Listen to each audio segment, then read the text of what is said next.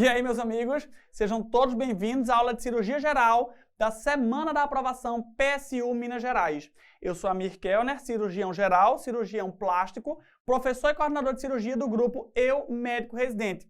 E nessa aula, a gente pegou o que estatisticamente mais está sendo cobrado na prova de Minas Gerais, da PSU, para que a gente veja a estatística, para que a gente veja o jeitão da prova. A gente vai discutir abdômen agudo, como apendicite aguda, pancreatite aguda. A gente vai discutir o trauma, como atendimento inicial ao politraumatizado, trauma de tórax, de abdômen, os pacientes vítimas de queimadura. Vamos discutir muito perioperatório, uma vez que chove nas provas do PSU. E, por fim, vamos falar de cirurgia abdominal, como a dispepsia, o divertículo de Zenker, como o tratamento das hérnias, e passaremos também algumas subespecialidades, como os anestésicos, que caem muito na prova do PSU. Então, vamos deixar de conversa, senta aqui comigo e vamos começar a nossa Semana da Aprovação. Primeiro tema da nossa Semana da Aprovação PSU Minas Gerais. Atendimento inicial ao politraumatizado. Tenta resolver essa questão e eu volto já para a gente discutir ela junto. Pessoal, o PHTLS é diferente do ATLS.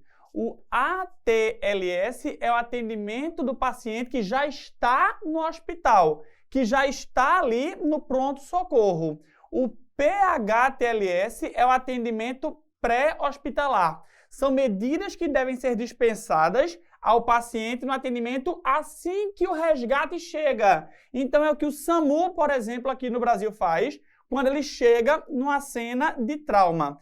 E a gente vai fazer o XABCDE. Quando eu for falar no próximo tópico do ATLS, a gente vai ver que a ordem é o ABCDE e eu digo que essa ordem não muda nunca. No intra-hospitalar. No pré-hospitalar, nós fazemos o XABCDE, em que o X é uma compressão de uma hemorragia externa grave. Então, o paciente está ali sangrando, a nossa medida inicial vai ser a compressão. Eu vou tentar comprimir aquela fonte de sangramento. Obviamente que, se a gente não conseguir fazer aquele controle adequado, o torniquete, com muito cuidado, pode ser lançado, mas a primeira coisa que a gente faz num paciente no atendimento pré-hospitalar que está com hemorragia externa excruciante é a compressão, é a verificação do controle daquela hemorragia. E depois a gente segue o ABCDE. A com as vias aéreas e a manutenção da coluna cervical. B, respiração, ventilação. C, circulação. D, neurológico. E E, a exposição total do nosso paciente, sempre evitando a hipotermia. Então, se liga do XABCDE para pacientes com hemorragias externas excruciantes no pré-hospitalar. Pelo amor de Deus, não errem isso. Então, vamos lá resolver aqui a primeira questão. Adulto jovem, sexo masculino, vítima de acidente de moto com laceração importante de membro inferior. Apresenta sangramento ativo intenso, vultuoso.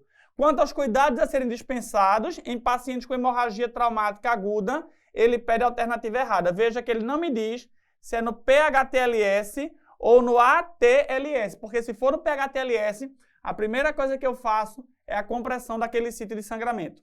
A fonte de sangramento geralmente é identificada por exame físico e por imagem. Perfeito! Eu estou examinando o meu paciente e eu estou vendo ali aquela fonte de sangramento. Ou eu faço um exame de imagem, uma tomografia, um FAST, e eu vejo que ali tem líquido. Perfeito.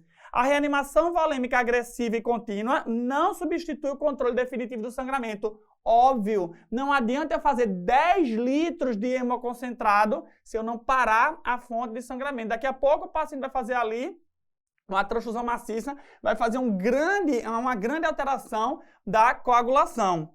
O clampeamento às cegas na sala de emergência pode causar danos a nervos e veias. Perfeito. A gente sabe que o clampeamento de estruturas pode ser feito, mas não sai ali com a hemostática clampeando as cegas. Por quê? Porque alguma estrutura nobre, como por exemplo um nervo, pode ser clampeado. A resposta ficou fácil, está na letra D e a gente vai entender o motivo.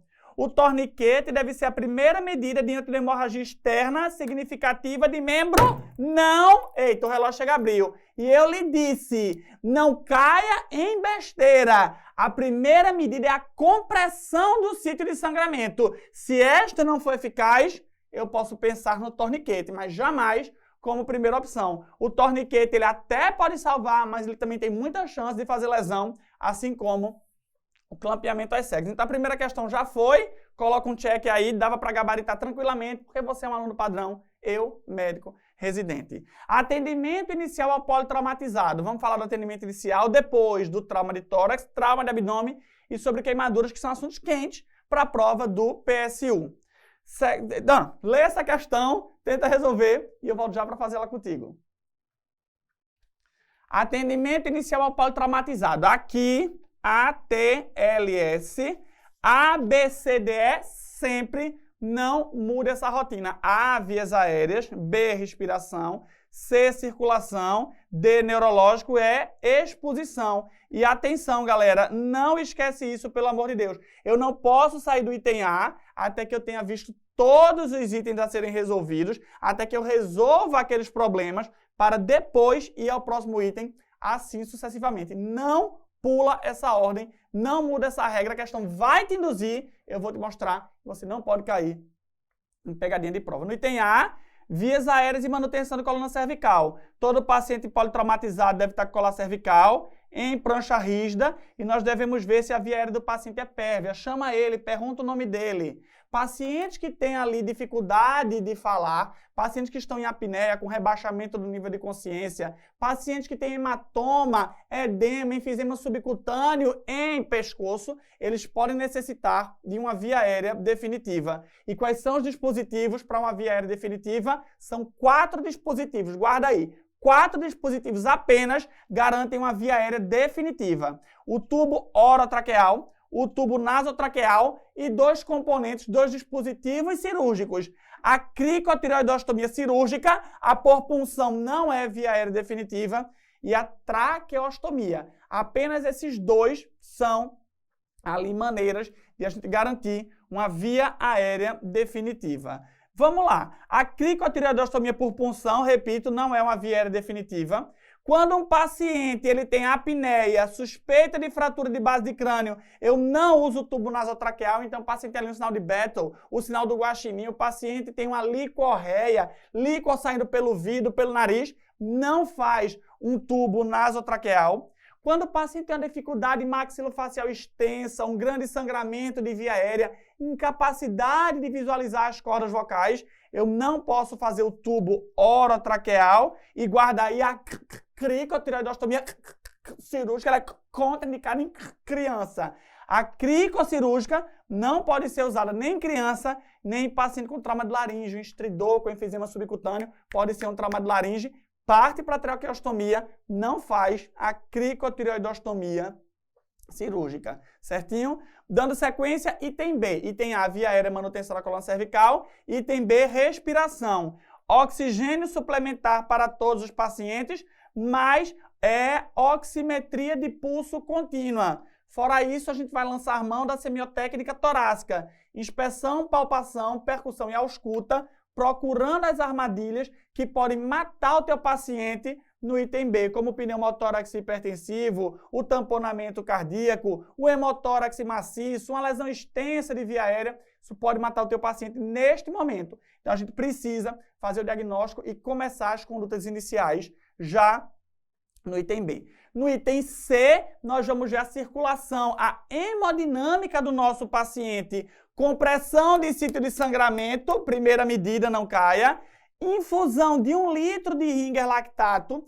aferição contínua, constante ali a cada 5 minutos da pressão arterial e a classificação do choque. Extremamente importante para as provas de residência a gente saber essa classificação. E é óbvio, se você não decorou ao longo do ano, não vai decorar tudo agora. Vem para a classe 2, vem para a classe 3 e dessas daqui foca na frequência cardíaca, na pressão arterial e principalmente no que vai ser reposto ali para o teu paciente. Paciente que tem choque classe 3 e classe 4, eu preciso de cristalóide associado a sangue. No choque classe 3, o sangue ele deve ser tipo compatível, então você faz o mesmo tipo sanguíneo do paciente, e no choque classe 4 ele deve ser O negativo. Não dá tempo de fazer compatibilidade sanguínea, transfunde o teu paciente ali, porque ele vai morrer na tua frente. Neurológico, eu preciso saber a escala de coma de Glasgow. É extremamente importante que qualquer prova de residência de cirurgia a gente saiba. Até hoje na prova do PSU não caiu, mas eu não iria para uma prova de cirurgia confortável pelo menos, sem saber a classificação, né, sem saber aferir a escala de coma de Glasgow de um paciente. A avaliação da abertura ocular, resposta verbal, resposta motora. O TCE leve, moderado e grave é baseado de acordo com o Glasgow. Então, leve 13 a 15, moderado 9 a 12, 3 a 8 é um TCE grave.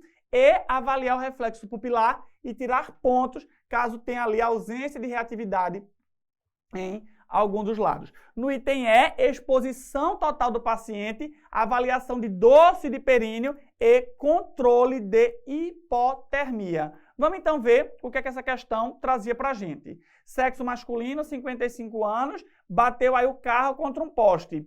1 hora preso às ferragens, consciente. Após a retirada do carro, coloca aqui, ó, A, B, C, D, E. Após a retirada, ele estava pálido, com frequência cardíaca de 130.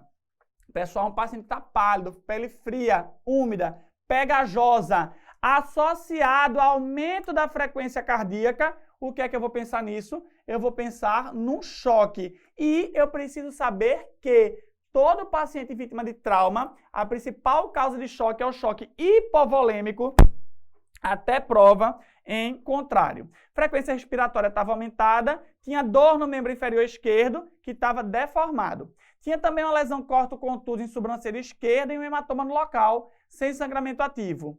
Fez 2.000 ml de soro fisiológico no transporte. Por que não fez sangue? Porque não tinha, né? Porque o ideal é que eu faça 1 litro. A admissão no PS estava confuso, a pressão estava diminuída, frequência cardíaca de 130 com pressão diminuída, choque classe 3. A ausculta pulmonar estava pouco diminuído bilateralmente, não tem distensão abdominal e sem dor à palpação. A conduta mais adequada. Vamos lá, via aérea e avaliação de coluna cervical. Vamos ver se alguma das alternativas diz. Não, não diz. Item B, avaliação da respiração, necessidade de drenagem de tórax, de pericardiocentese. Ele fala? Não, ele não fala. Caiu no item C. De acordo com as minhas prioridades no item C, um paciente chocado classe 3, que já fez 2 litros de solução fisiológica, de solução cristalóide, desculpa, o que é que eu vou fazer agora? Perfeito. A gente agora vai lançar mão da hemotransfusão. Vamos lá? Tem a resposta? Tem, pessoal. Solicitar hemotransfusão. Mais 2 litros de soro só para você diluir ainda mais seu paciente e piorar ainda mais a coagulopatia que ele apresenta. Imobilização do membro fraturado, isso aí vai ser no item E, e encaminhar imediatamente para fazer tomografia. A gente vai ver no trauma de abdômen que a tomografia ela só é dispensada ao paciente estável hemodinamicamente. Um paciente com 8,5 de pressão, 130 de frequência cardíaca, ele tem a contraindicação formal à tomografia. Próximo item, trauma de tórax. Tenta resolver essa questão e Titio volta já para a gente discutir ela junto. Pessoal, toda vez que tiver um trauma de tórax, olha o que eu estou te dizendo. Trauma de tórax, eu vou ter diminuição do murmúrio vesicular. Se eu tenho um trauma de tórax com diminuição do murmúrio vesicular, ou eu tenho um pneumotórax, ou eu tenho um hemotórax. Como é? É isso mesmo. Trauma de tórax com diminuição de murmúrio vesicular na tua prova, ou é pneumo, ou é hemotórax. E como é que eu vou saber se é pneumo ou hemotórax? Eu parto para percussão. Se eu faço a percussão torácica e eu tenho hipertimpanismo ou timpanismo, eu tenho o quê? Eu tenho pneumotórax. Se eu faço a percussão torácica e eu tenho MACI 6, eu tenho líquido. E líquido no trauma de tórax, até prova em contrário, é um hemotórax. Guarda isso, porque isso te garante um bocado de questão. Pneumotórax simples, nossa primeira lesão. O pneumotórax simples, você sabe, é a coleção de ar entre as pleuras, é o acúmulo de ar entre as pleuras. Na radiografia, eu vou ver um pulmão completamente expandido e no outro lado eu tenho o pulmão colabado. Eu tenho a ausência da trama pulmonar.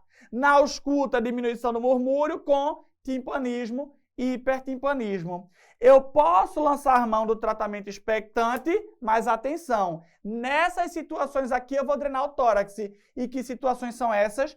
Pacientes que forem ser colocados em ventilação mecânica, pacientes que foram transportados por via aérea, pacientes que têm mais de 1/3 do volume da cavidade torácica acometida, ou um paciente que tem ali um aumento progressivo daquele pneumotórax.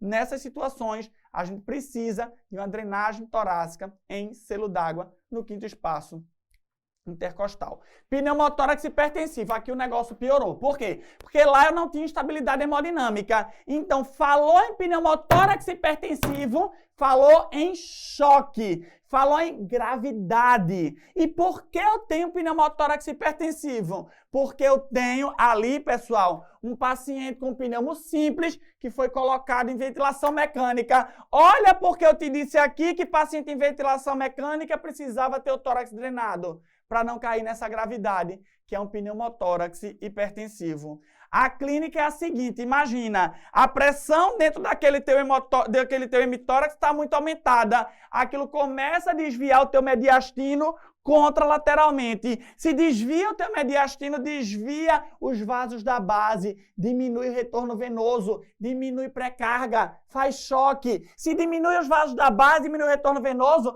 faz turgor de jugular. Então, a clínica é clássica. É um pneumotórax com choque, desvio de traqueia, turgor jugular. O diagnóstico disso é clínico. O paciente está aí lascado. Eu não posso perder tempo fazendo um raio-x. Você já trabalhou em trauma, já estagiou no trauma, sabe como a radiografia demora. É realizada uma toracocentese seguida da drenagem. E a toracocentese e a drenagem devem ser realizadas no quinto espaço intercostal, obviamente, do mesmo lado, onde há o acometimento da lesão. Tórax instável, a principal causa é um trauma contuso no meu tórax. Eu vou ter uma fratura de pelo menos 2 arcos costais consecutivos e cada arco costal é fraturado em 2 pontos. A clínica na prova nunca caiu no PSU não, mas se cair é de uma respiração paradoxal. E atenção para a contusão pulmonar. Aquela pancada, aquele trauma contuso torácico que foi capaz de quebrar 2 ossos consecutivos em pelo menos 2 pedaços cada um, obviamente essa energia deve ter sido transmitida ao parênquima pulmonar que está ali atrás. Aquele parênquima pulmonar apresenta uma contusão pulmonar, que deve ser a grande causa da insuficiência respiratória dos meus pacientes. O tratamento é baseado na clínica. É um tratamento normalmente clínico, com oxigênio suplementar, fisioterapia, toalete pulmonar e analgesia. Em casos extremos, os pacientes podem ser colocados em ventilação mecânica. E hemotórax. O hemotórax é aquele paciente que tem um trauma de tórax, diminuição da ausculta respiratória e maciez à percussão. A principal causa é um traumatismo penetrante com lesão vascular. Ficou pingando sangue dentro daquele tórax. Como é que eu diagnostico? Pela clínica, eu vou fazer a ausculta e pelo raio-x. Eu vejo ali um derrame pleural no trauma, provavelmente deve ser hemotórax. O tratamento do hemotórax simples é a drenagem torácica em selo d'água. Nos pacientes com hemotórax maciço, que drenam mais de 1.500 ml de sangue de cara, ou então que tem uma drenagem constante de 200 a 300 ml por hora, nas primeiras 2 a 3 horas pós-drenagem, devem ter uma toracotomia indicada. É assim que eu trato hemotórax maciço. Vamos então agora responder a nossa questão. Homem de 22 anos, maquiador, vítima de violência doméstica, dá entrada no pronto-socorro com dor torácica à esquerda. Então ele teve aí provavelmente um trauma de tórax e uma dor torácica à esquerda. Eu vou ter pneumotórax ou eu vou ter hemotórax. tórax. Vamos ver se ele vai me falar ali de diminuição de murmúrio e da percussão. Vamos ver. Sem comorbidade e sem uso de medicamento. Via aérea pérvia, coluna cervical indolor. Murmúrio vesicular diminuído à esquerda. Opa! Ou é pneumo ou é hemotórax. Eu vou te perguntar. O trauma foi contuso ou o trauma foi penetrante? Não me diz, porque se fosse penetrante eu pensaria mais em hemotórax, mas a questão não me disse. Saturando 91, frequência de 28. Não fala da percussão. Frequência cardíaca de 92, pressão estável, normocorado. Glasgow 15 sem déficits. Tem algumas escoriações. Laboratório normal, leuco normal, plaqueta normal. Ou seja, pela percussão, eu não consigo saber se é pneumo ou se é hemotórax. Mas a questão me ajudou. A questão me deu uma radiografia, que está uma bosta aqui, mas na prova era um pouco melhor de ser visto. Se eu olhar o meu hemitórax direito, eu não tenho velamento de seio cardio e costofrênico. Assim como no hemotórax esquerdo também não. Então, aparentemente, não é hemotórax. Se eu olhar este lado, minha trama está completamente expandida. Se eu olhar esse lado aqui, esta região não tem trama pulmonar. O que é isso, Dimas e Edson? Parem de cochichar aí. Perfeito, meus amigos. Isso deve ser um pneumotórax. Fornecer oxigênio por catéter, fornecer hidratação venosa, realizar monitorização e administrar ansiolítico. Faça um ansiolítico no trauma. Isso não é ambulatório de psiquiatria, isso não é emergência de psiquiatria. Isso é emergência de trauma. Fornecer oxigênio por máscara, com 12 litros por minuto. Todo paciente de trauma, a gente já sabe, tem que ter oxigênio suplementar. Internar e encaminhar o centro cirúrgico para uma drenagem pleural fechada à esquerda para tratar aquele pneumotórax. Fornecer oxigênio por máscara, internar, tomo de tórax e abdômen. Claro que não. Ele não tem nada no abdômen, ele não tem choque, ele não tem nada no exame físico. Internar em unidade coronariana. Esse homem está infartando em nome de Jesus? Claro que não. Ele tem, coitado, um pneumotórax à esquerda. Dando sequência, trauma de abdômen. Tenta resolver uma questão extremamente recente e Titio volta já para discuti-la contigo. Meus amigos, vamos lá. Você não é um SS, você não é um street student, um aluno de rua. Você é um aluno padrão o quê, meninos? Eu, médico residente.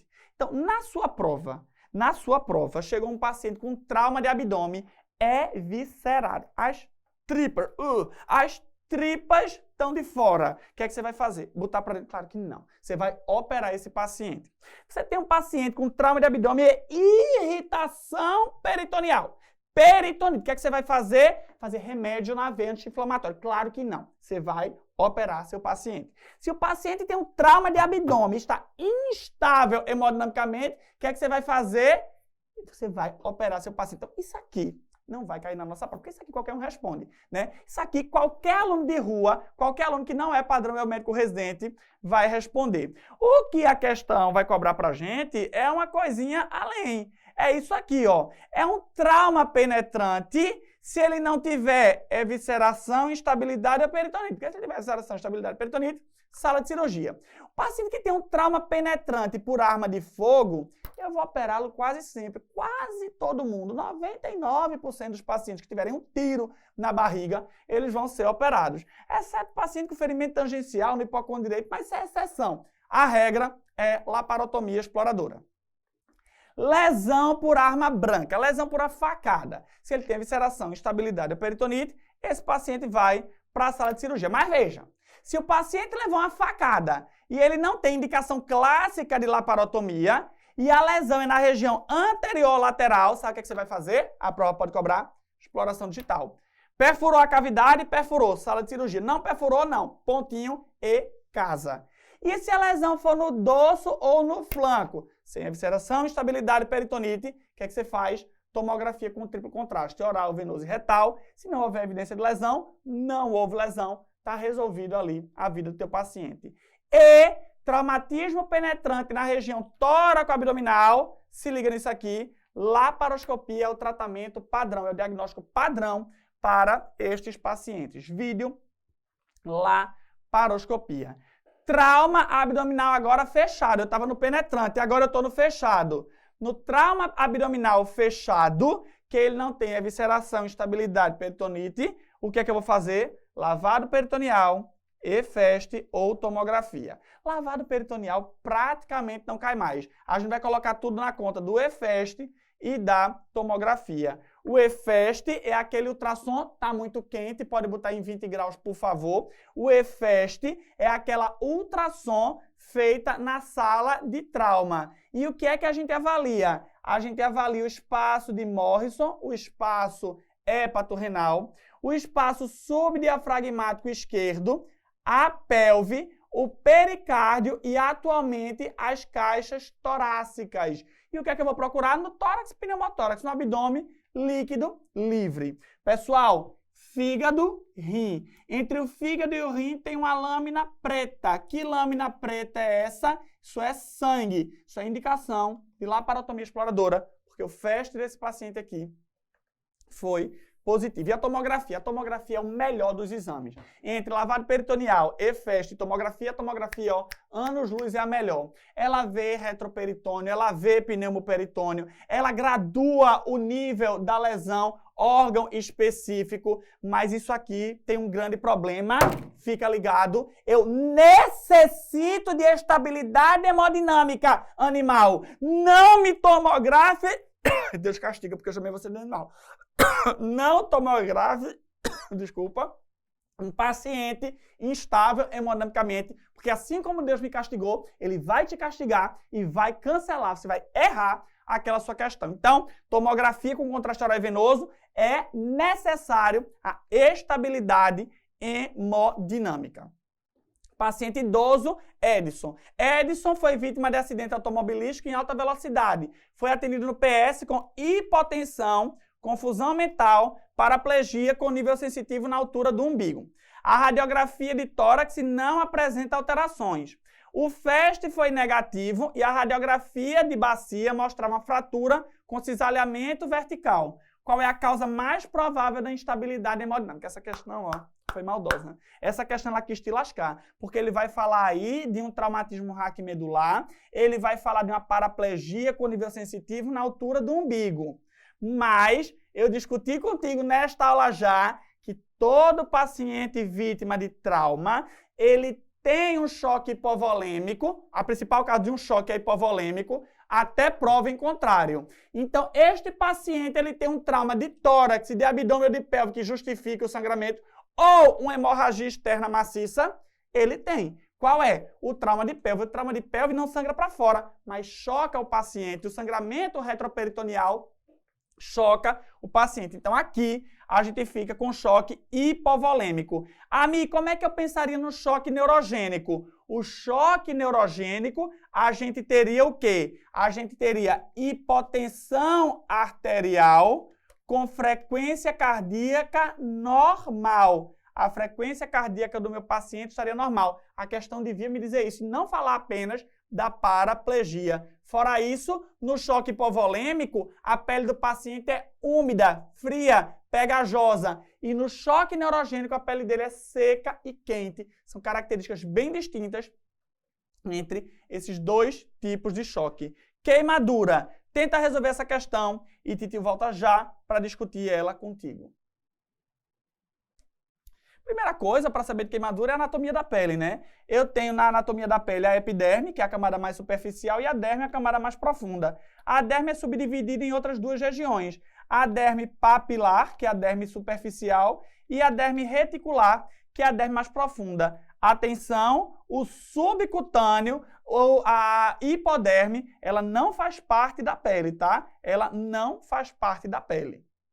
Uma queimadura de primeiro grau, uma queimadura superficial, é aquela queimadura clássica solar. É aquele paciente que ele tomou o sol muito tempo sem fotoproteção e ele ficou com a lesão completamente eritematosa, dolorosa, que empalidece a compressão. É você aí, mineiro, quando vem para as praias do Nordeste. Você vai tomar aquele sol inteiro, você vai ficar um camarão completamente bronzeado, tá? A queimadura de segundo grau ou queimadura de espessura parcial, ela se subdivide em superficial e profunda, de acordo com o quê? Com aquela parte da derme que foi lesionada. A derme papilar, superficial, a derme reticular, a derme profunda. A grande característica, meus amigos, da queimadura de segundo grau tá aqui, ó. É a formação de bolhas. A presença de bolhas é que denota uma queimadura de segundo grau. E a queimadura de espessura completa ou de terceiro grau, algumas fontes até dividem em quarto grau, mas normalmente bota aqui terceiro grau, é aquela pele que tem aspecto em couro, de cera. O tecido celular subcutâneo foi acometido e a superfície é seca e creia, indolor, porque as terminações nervosas foram destruídas nessa queimadura. Na avaliação inicial de qualquer paciente vítima de queimadura, a gente precisa fazer o ABCDE.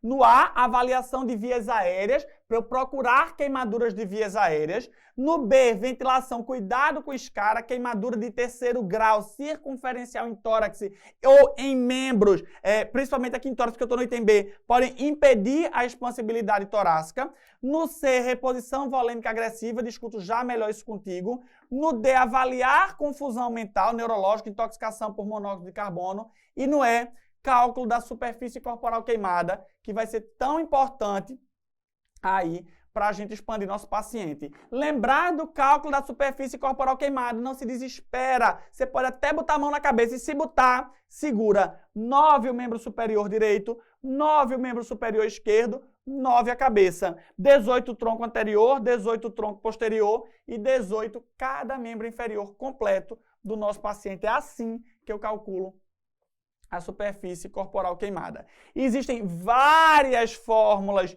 de reposição volêmica.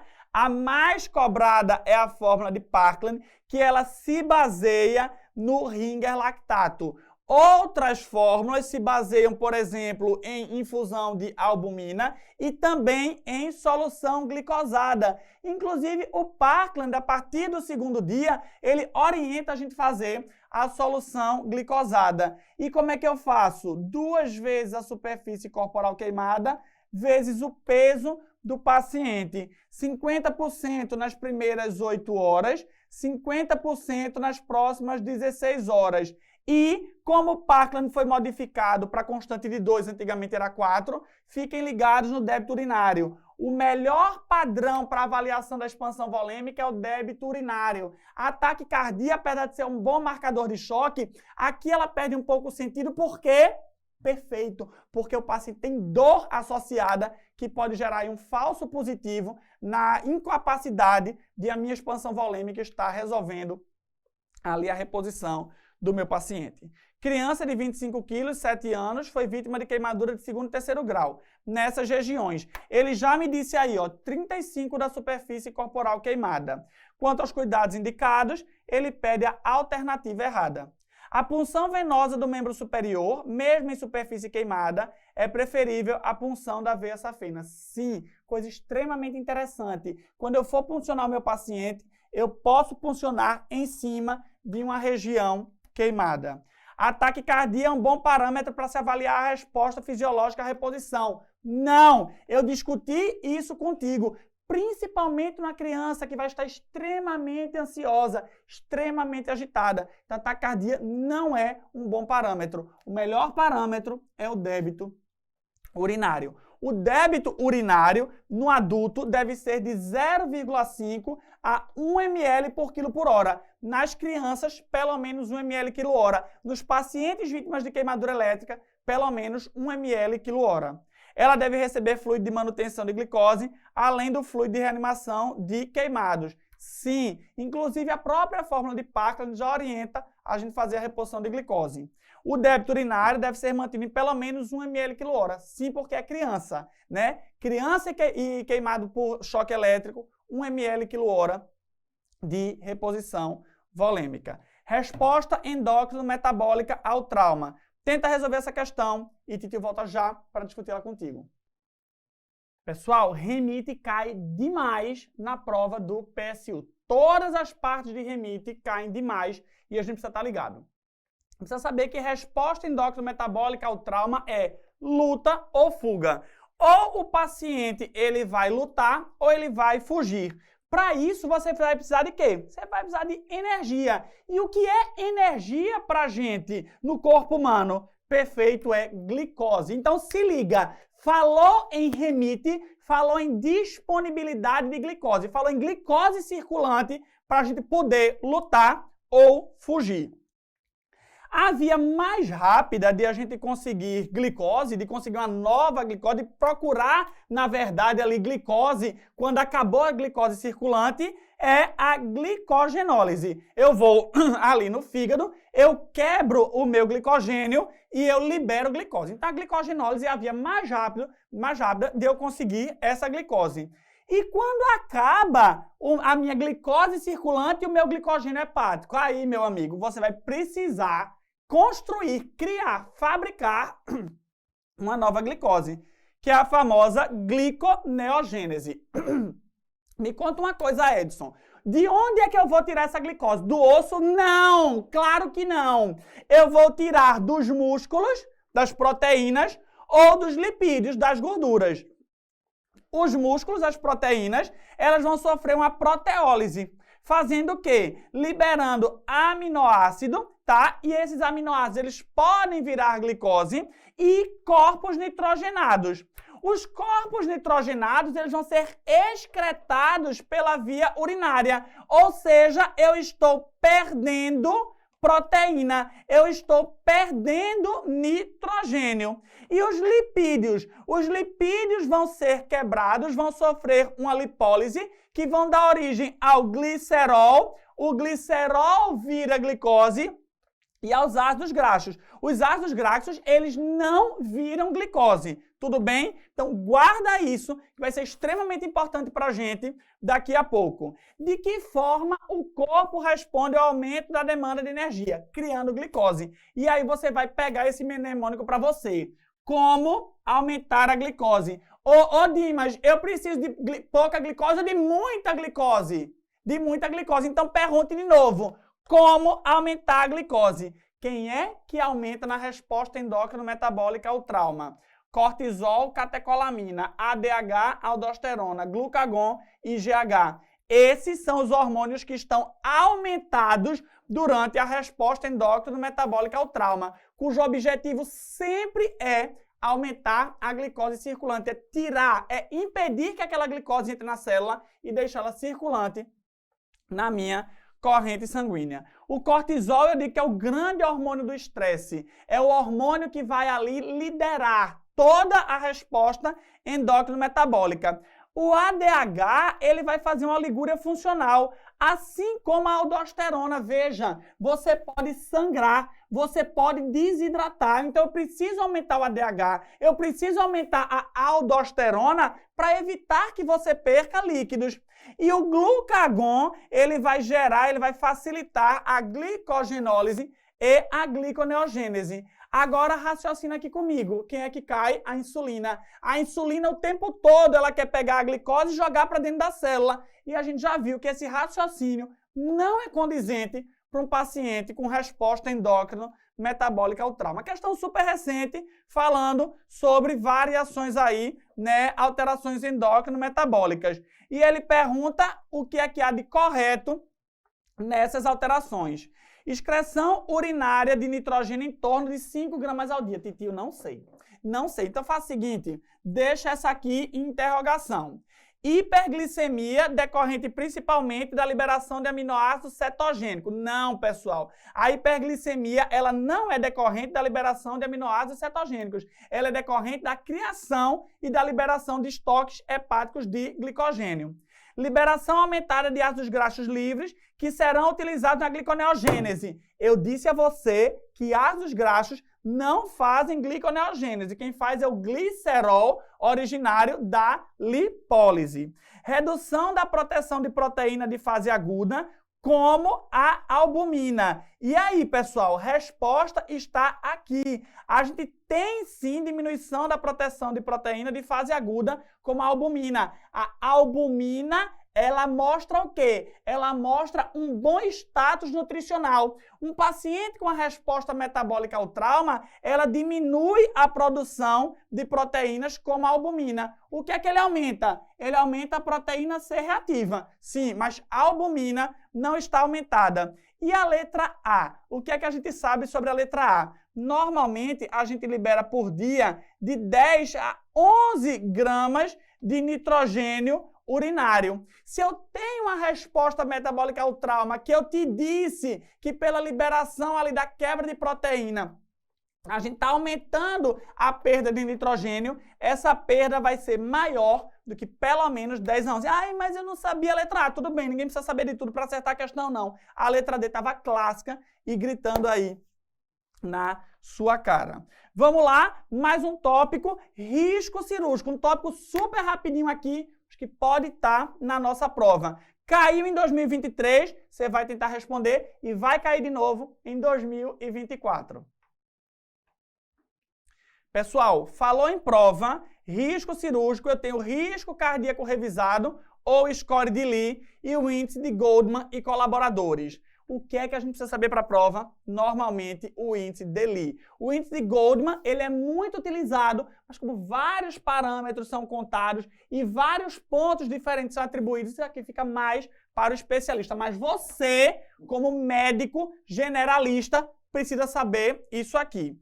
Pessoal, como é isso aqui? Chega um paciente para você e ele vai ser operado. Você vai perguntar a ele o seguinte, se ele tem doença cardíaca isquêmica, se ele tem IC, se ele tem doença cerebrovascular, diabetes insulina dependente, doença renal crônica com creatinina maior que 2 ou cirurgia de alto risco. Se ele tem menos de 2 preditores, a cirurgia do paciente está liberada.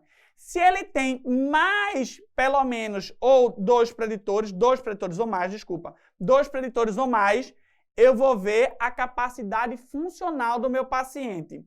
Se ele tem uma capacidade funcional maior ou igual a 4 METs, a cirurgia dele também está liberada. Se essa capacidade funcional ela é menor que 4 METs, aí eu vou para teste de estresse farmacológico ou cintilografia. Se forem normais, a cirurgia está liberada. Então vamos lá, eu vou ver se meu paciente tem doença cardíaca isquêmica, IC, doença cerebrovascular, diabetes insulina dependente, doença renal crônica ou cirurgia de alto risco. Menos de 2 preditores, liberou a cirurgia. Tem mais de 2 preditores, você vai ver a capacidade funcional. Mais ou igual a 4 METs, cirurgia liberada. Menos, estresse farmacológico ou cintilo. Caso sejam normais, cirurgia liberada. Caso não, aí você vai ver ali, caso a caso, o teu paciente. Índice de Goldman, vejam como eu disse, é muito mais complexo, vai pegar a idade, passado de infarto a mais ou menos de 6 meses, presença de insuficiência cardíaca com terceira bulha, com estágio jugular e estenose aórtica. Veja, você não vai saber. Você está se confundindo para saber o de Lee, imagina o de Goldman. De fato, isso aqui é muito específico do especialista. Vamos ver se a gente conseguia fazer na nossa prova? As doenças cardiovasculares são a principal causa de morte no mundo industrializado. Sua contribuição para a mortalidade perioperatória em operações não cardíacas é significativa. Instrumentos adequados para estratificação, tarará, tarará, tarará, e ele fala do índice do risco cardíaco revisado, perguntando o que é correto afirmar. Vamos de baixo para cima. O porte da cirurgia não é levado em consideração neste índice. Falso, pessoal. A gente sabe que cirurgia de alto risco, né, vai precisar ser levada em consideração. Por exemplo, vou tirar uma unha, a mesma coisa para uma cirurgia, neurocirurgia? Claro que não. Então, o porte é sim levado em consideração.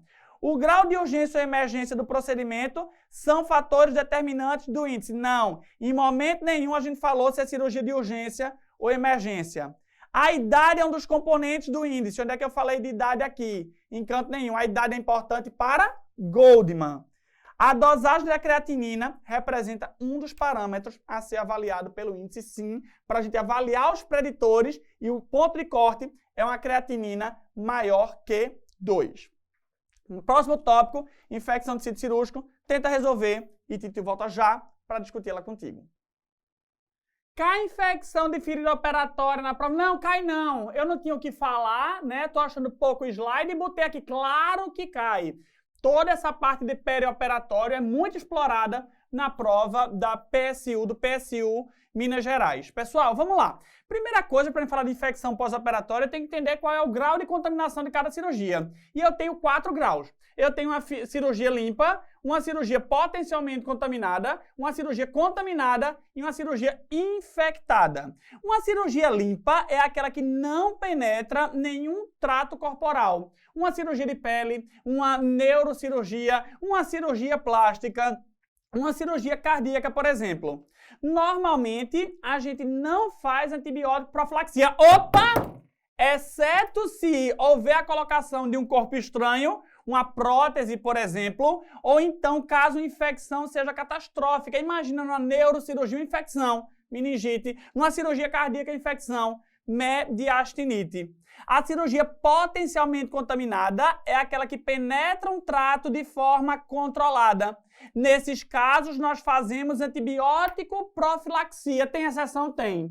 Na Colelap, apesar de a gente penetrar a via biliar de forma controlada, a gente não precisa fazer antibiótico profilaxia. Cirurgia contaminada, classe 3. Ela penetra um trato corporal com inflamação ou um extravasamento. Mas o extravasamento ali não tem cocô caído na barriga a cada 10 horas. Não. Contaminou ali na hora. O que é que a gente faz? Antibiótico profilaxia. E na cirurgia infectada, na classe 4, que eu tenho pus, febre, ter sido desvitalizado, cocô na barriga por mais de 10, 12 horas, nesses casos, antibiótico-terapia de largo espectro. E quando, pessoal, é que a gente vai indicar antibiótico-terapia numa infecção no pós-operatório? Porque, veja, eu estou ali no pós-operatório, será que aquela febre, por exemplo, é uma infecção? Pessoal, a gente sabe que a febre nas primeiras 24, 48 horas, a primeira causa da febre é a atelectasia. A resposta endócrino-metabólica ao trauma, o hipercatabolismo em que o paciente se apresenta, também pode gerar febre. A febre que começa a me preocupar é aquela que surge ali mais tardia, 4º, 5º, 6º pós-operatório. Ali sim, pode ser um quadro infeccioso e eu preciso investigar. Quando a gente tiver sinais sistêmicos de infecção, a gente faz antibiótico terapia no pós-operatório. Qual é o principal agente que eu quero cobrir? O Staphylococcus aureus. E qual é o antibiótico? Normalmente uma cefalosporina de primeira geração, mas isso pode ser reorientado de acordo com o sítio cirúrgico que foi ali manipulado. Infecção de pós-operatória prevenindo a infecção de sítio cirúrgico. Guideline da Organização Mundial de Saúde de 2018. O que é que ele diz pra gente? Um adequado suporte nutricional, operar pacientes eutróficos, dar banho no paciente antes da cirurgia, não realizar tricotomia ampla e de rotina e quando fizer, fazer a menor extensão possível e o mais próximo da incisão cirúrgica é o ideal. A antibiótico profilaxia, quando administrada, deve ser realizada pela OMS 120 minutos antes da incisão. Preparar o sítio cirúrgico com soluções alcoólicas, lavar a mão com solução degermante e olha, o uso de escova não é obrigatório, manter a normotermia, a euglicemia, a euvolemia e a oxigenação é extremamente importante e lavar a ferida ali também com solução aquosa. Então a OMS recomenda isso e a prova do PSU pode cobrar da gente. E quais seriam fatores de risco? Eu mostrei como é que eu previno. Quais seriam os fatores de risco para uma infecção? Cirurgia de abdômen inferior, pensa, eu estou entrando ali na flora colônica, olha a quantidade de bactérias que tem naquela região. Grandes incisões, por isso que a cirurgia laparoscópica ela tem menos chance de infecção. Tempo cirúrgico prolongado, evitar cirurgias muito longas, anestesia geral, infecção prévia intraabdominal, sangramento, isquemia, uso de opioide, excesso de fluido. Veja que eu não falo de hipervolemia, eu falo de normovolemia. E quando a gente retarda muito a reintrodução da dieta oral, normalmente 3 horas após o paciente estar acordado, está sem náusea, já mete comida na boca. Obviamente, se não tiver anastomose, a gente precisa respeitar aí, né, algumas particularidades cirúrgicas, mas a reintrodução precoce, ela é extremamente importante. Olha aí que cai, 2023. 66 anos, hipertensa, em uso de hidrocloro e losartana, submeterá uma laparópora, uma gastrectomia subtotal com anestesia geral. A cirurgia demorou 3 horas e meia e não teve intercorrência. Optou-se por mandar ela para uma semi-intensiva e ele pede a alternativa errada. Pensa, essa paciente fez uma gastrectomia, ela tem anastomose, ela tem ali um Y de Roux, certamente reconstruindo. Ela tem uma gastroêntero e uma enteroêntero anastomose. Aumento da dor entre o 4º e o 8º dia, ou seja, mais tardio, não é tão precoce. 4º ou 8º dia, ela já tem que estar melhorando da dor. A dor piorou. Febre e leucocitose são preocupantes e devem ser investigados com a tomografia. Óbvio, a paciente no 4º ou 8º dia é para o leuco estar em queda, é para a PCR estar em queda, é para a dor estar em queda, não é para fazer febre. Se estiver fazendo, olha, pode ter tido uma deiscência de uma anastomose, por exemplo, intraabdominal. Caso a paciente apresente sinais de febre nas primeiras 48 horas, o cirurgião deve tranquilizar os familiares e orientar que a atelectasia, titio te disse, é a causa mais comum de hipertermia nesse período. A atelectasia, e posso pensar também em resposta ao trauma. É o que diz aqui a letra C. Febre é uma ocorrência comum no pós-operatório e pode ser atribuída à absorção de sangue, soro e linfa, além das alterações próprias do período de injúria. Eu amo questão que pede a errada, porque a gente vê todas as outras certas e guarda aí como conhecimento. Onde é que está o gabarito? Na D. Hipotermia ocorre em sua maioria no período perioperatório, com queda de 1 a 1,5 grau na temperatura corporal devido à alteração da termorregulação decorrente da resposta orgânica. Pessoal, o paciente até pode apresentar hipotermia no perioperatório, porque ele está sem roupa, porque ele teve o corpo banhado com soluções para fazer a degermação daquela pele, porque ele teve líquidos que eventualmente podem não ter sido bem infundido, mas a resposta da termorregulação aqui, ela vai fazer hipertermia, ela vai fazer febre e não hipotermia, como dizia a resposta. Portanto, letra D gabarita melhor essa questão para a gente. Cicatrização de feridas. Continuamos aí com o tema de perioperatório. Questão super recente, tenta resolver e a gente volta já para gabaritar ela juntos. Bom, cicatrização de ferida. Toda vez que cair cicatrização, você vai pensar nisso aqui, ó. Fase inflamatória, fase proliferativa e fase de maturação. Desculpa, inflamatória, proliferação e maturação. Na fase inflamatória, a primeira célula que chega ali são os macrófagos. Eu costumo dizer, esse teclado está me atrapalhando. Eu costumo dizer que os macrófagos, eles são ali o maestro da cicatrização. A célula mais importante para a cicatrização, ela é o macrófago. Mas olha, o macrófago, apesar de ser a célula mais importante da primeira fase, ele não é a primeira célula que chega. A primeira célula que chega são as plaquetas. Para quê? Obviamente para fazer hemostasia. Então eu tenho um pool de plaquetas seguido desse pool de macrófagos nos primeiros dias da cicatrização. Depois eu preciso de quê? Vamos lá, eu sou cirurgião plástico. Todo dia eu recebo paciente querendo estímulo de colágeno. E eu digo, eu vou fazer um Lifitera, um Ultraform, um Radiesse, um Sculptra, um Morpheus. O que é que toda essa tecnologia e esses bioestimuladores estão fazendo? Perfeito. Eles estão estimulando o fibroblasto a produzir colágeno. Então, na fase proliferativa, o meu foco é ali a abundância de fibroblasto. E na fase de maturação, na fase de remodelamento, que pode durar até 2 anos, a principal célula é o miofibroblasto. M de maturação, M de miofibroblasto. Então aqui a gente tem um gráfico mostrando essas células para a gente. A gente tem o pico ali dos macrófagos, depois a gente tem o pico do fibroblasto e por último o pico que vai ser bem constante dos miofibroblastos. Guarda isso, porque a prova ama isso. Será que cai? Vou já te mostrar que sim. O que é que pode prejudicar a minha cicatrização? A prova do PSU pode perguntar, o que é que vai prejudicar? Infecção, hipóxia, deficiência nutricional. Veja que são todos fatores de risco para infecção de sítio cirúrgico.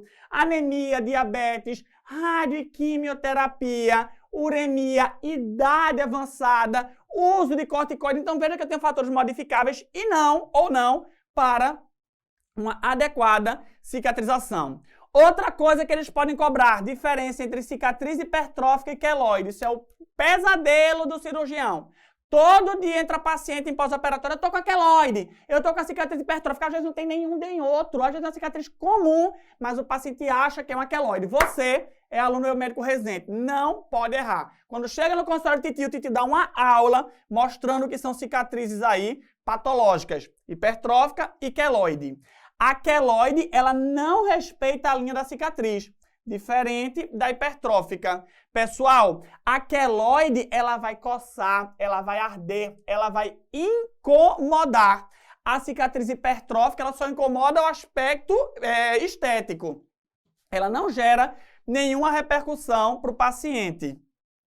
É mais comum a queloide em pacientes negros e hispânicos e a principal localização é assim, ó. Eu digo que é daqui para cima, essa é a principal topografia do aparecimento da queloide. O tratamento da queloide se liga cirurgia, radioterapia com radiação gama e eu posso tentar corticoide intralesional, ainda assim com elevadas taxas de recorrência. Já a cicatriz hipertrófica, uma boa sutura, gel e placa de silicone, costuma resolver a maioria absoluta desses pacientes. Repare, ferida é a tentativa dos tecidos em restaurar a função. Diversas células participam das fases. Quais são as 3 fases? Perfeito! Inflamatória, proliferativa e maturação. Quais são as células predominantes da fase inflamatória? Lembra aqui comigo, na inflamatória o pico é de plaqueta, mas a mais importante é o macrófago. Na proliferativa, lembra dos estimuladores de colágeno? É o fibroblasto. E na maturação, M de maturação, M de miofibroblasto. Na fase inflamatória, pico de macrófago. Olha como cai isso na prova. Olha a questão aí dada. Você, obviamente, não vai errar. Vamos começar agora o nosso grande tema abdômen agudo. E nada mais legal do que a gente discutir a apendicite aguda. Olha essa questão, tenta resolver e eu volto já para a gente discutir ela junto. Pessoal, quadro clínico da apendicite aguda. O que é que eu vou bater o olho no enunciado e vou ver que é uma apendicite aguda? Paciente jovem com a dor periumbilical que migrou para a fossa ilíaca direita. E ele tem o famoso sinal de Bloomberg, dor de descompressão da fossa ilíaca direita, dor de descompressão no ponto de McBurney. No laboratório, ele vai ter uma leucocitose, quando muito grande, eu vou pensar em complicação, e aumento da proteína C reativa. A anorexia é bastante comum e eu também vou procurar febre, normalmente baixa e sem calafrio. Esse é o protótipo da apendicite aguda que o PSU vai colocar na nossa prova. O diagnóstico atenção animal é clínico. Não me venha com o diagnóstico através de exame de imagem. Óbvio, concordo que exame de imagem vai ser importante, em alguns casos até a dúvida vai ser sanada no intraoperatório. Mas, guarda, o diagnóstico da apendicite aguda é um diagnóstico clínico. No raio-x eu posso encontrar apendicolite. O apendicolite é a principal causa de apendicite aguda. É uma pedrinha de cocô que obstrui o lúmen apendicular. No ultrassom eu vou ter um espessamento do apêndice e a tomografia dos métodos de imagem é o melhor método. O que é que a gente vai ter? O espessamento e borramento de gordura periapendicular. O tratamento, manejo clínico inicial, antibiótico, pode ser profilático ou terapêutico. Fases iniciais da apendicite aguda, antibiótico profilático. Fases mais tardias, antibiótico terapia. Cirurgia pode ser por laparotomia ou preferencialmente por laparoscopia. E caso o paciente apresente um plastrão apendicular, aquela rebucete todo, tá tudo aderido, porque chegou numa forma mais tardia, o que é que eu faço? Antibiótico e eu postergo a cirurgia para evitar lesão inadvertida de alça. Pessoa jovem, homem, dor abdominal difusa e depois foi para o quadrante inferior direito do abdômen. Qual é a dúvida? O que é que esse homem tem? Gestação ectópica? Claro que não. Claro que não. Um homem jovem com a dor abdominal que migrou para a fossa ilíaca direita, isso é apendicite aguda. Ele tem um ponto doloroso na fossa ilíaca direita, a compressão e descompressão. O que é isso, Dimas? Perfeito, isso é o famoso sinal de Bloomberg. Diagnóstico mais provável, gestação ectópica rota. Não, apendicite aguda. Ele pede a alternativa correta. A ressonância é o exame de imagem com maior acurácia. Tem a desvantagem do tempo necessário e dos custos? Claro que não. O melhor exame de imagem é a tomografia. A ressonância normalmente fica para paciente gestante. A tomo com contraste não apresenta melhora com relação a tomo sem contraste. A tomo sem contraste é muito boa, mas a tomo com contraste aumenta sim a acurácia do exame. O esclarecimento diagnóstico em alguns pacientes só acontece durante o procedimento cirúrgico exploratório. Perfeito. Em alguns casos, mesmo a tomografia com contraste não é capaz de solucionar, de elucidar a sua dúvida. Então, você faz ali a cirurgia para ter certeza, né? Você vai operar, né? E só ali você consegue garantir. O exame clínico de palpação da fossa ilíaca direita tem baixa sensibilidade e especificidade e auxilia o diagnóstico em menos de metade dos casos. Não, ele tem elevada acurácia. O sinal de Bloomberg, ele tem uma elevada acurácia para o diagnóstico da apendicite aguda. Gabarito da questão, letra C. Seguindo, no grande tema abdômen agudo, vamos falar de pancreatite aguda. Ai, meu Deus, tem uma tomografia. Calma, slow down, easy going, titio tá aqui. Vai resolver e qualquer dúvida a gente discute já junto. Pancreatite aguda. Qual é a fisiopatologia e a etiologia da pancreatite aguda? Bom, a patogênese da pancreatite aguda é uma autodigestão pancreática. Quando eu falo de pancreatite aguda, eu estou falando do pâncreas exócrino. Eu estou falando do pâncreas produtor de enzimas digestivas. Essas enzimas, em sua maioria, são proteolíticas, elas digerem proteínas e elas são criadas, elas são produzidas em sua forma inativa. Elas caem no trato gastrointestinal e lá no duodeno elas são convertidas à sua forma aguda. Então eu tenho aí o tripsinogênio, o quimotripsinogênio, que vão virar tripsina, quimotripsina, quando chegarem no duodeno. Por algumas causas, como por exemplo a litíase biliar, a principal delas, a etiologia alcoólica, a segunda principal etiologia, essas enzimas são convertidas em sua forma ativa já dentro do pâncreas, causando ali aquele processo de autodigestão pancreática. O quadro clínico da pancreatite aguda, que eu vou bater o olho no enunciado e vou saber que é uma pancreatite aguda, é uma dor abdominal em barra, em faixa, irradiada para o dorso e, olha, vômitos de repetição. O paciente vai apresentar vários episódios eméticos e ele pode fazer febre. E atenção, meus queridos, a febre ela não denota infecção, pelo menos não nas fases iniciais. A febre denota inflamação. A gente vai ver que o processo infeccioso da pancreatite aguda ele é uma evolução muito tardia. Ele não é tão precoce e essa febre, portanto, denota inflamação. E o paciente pode ter icterícia. A icterícia não é causada pelo cálculo que está impactado. Aquele cálculo migrou na maioria absoluta dos casos. A febre, a icterícia, desculpa, é pelo edema ou obstrução da cabeça do pâncreas.